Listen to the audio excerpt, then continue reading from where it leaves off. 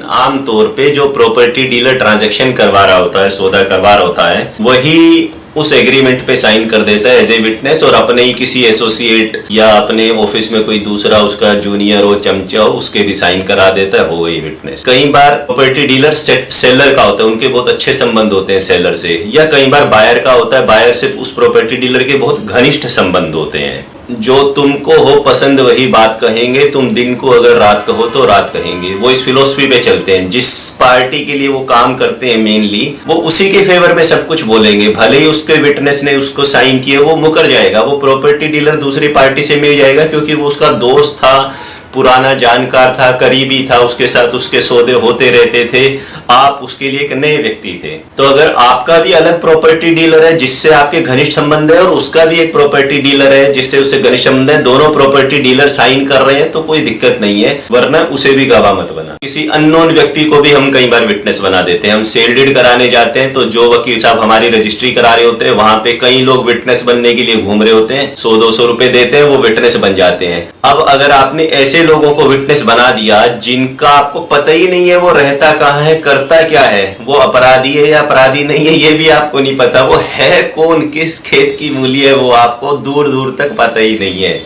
तो कल को कोई डिस्प्यूट हो गया मेरे भाई, तो आप उसको कैसे पकड़ के लाओगे कोर्ट में, कैसे ढूंढोगे उसको, वो क्यों आपकी बात मानेगा, क्यों वो आएगा। दूसरी बात, क्या पता वो व्यक्ति कोई आपराधिक छवि का व्यक्ति हो जिसको आपने गवाह बना दिया, क्योंकि आप तो उसे जानते नहीं थे। तो जिसको आप गवाह लाए तो पता लगा उसी के ऊपर 420 और चीटिंग के और मर्डर के और चाकू मारने के और चोरी के इल्जाम लगे हुए हैं। तो दूसरा वकील बोलेगा कोर्ट में, देखो जनाब ये इनका गवाह है जो गवाह के रूप में लाए, इसका खुद का कैरेक्टर देख लो पहले गवाह का, तो इसकी गवाही तो ट्रस्टवर्दी है ही नहीं। विटनेस का रोल ये नहीं होता कोर्ट में कि एग्रीमेंट में या जिस चीज पे वो विटनेस बना है कि उसके अंदर क्या कंटेंट है, क्या लिखा है, वो गलत है या सही है, वो उस बात का विटनेस नहीं है। विटनेस वो सिर्फ इस बात का है कि ये एग्रीमेंट, ये डॉक्यूमेंट एग्जीक्यूट हुआ था, बना था, मेरे सामने बना था, इस जगह पे बना था, इस दिन बना था, और मेरे सामने साइन किए गए थे। और वो साइन जब किए गए थे वो बिना किसी फ्रॉड के, दबाव के, जोर जबरदस्ती के किए गए थे। कोई ऐसा माहौल वहां पे नहीं था।